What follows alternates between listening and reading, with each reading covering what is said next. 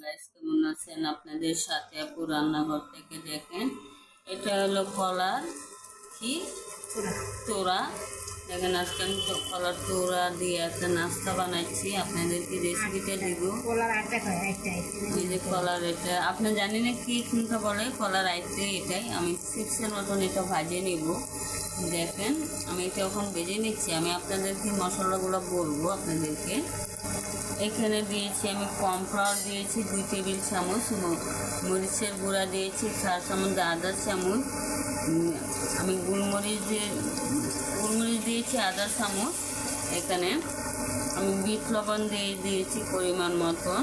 আমি সব মশলা আগে 10 মিনিট দিয়ে মাখাই রেখেছিলাম। ওটা 10 মিনিট পরে আমি আবার চলে আসছি কড়াইতে ভাজার জন্য। আমি সব মশলা অ্যাড করে দিয়েছি।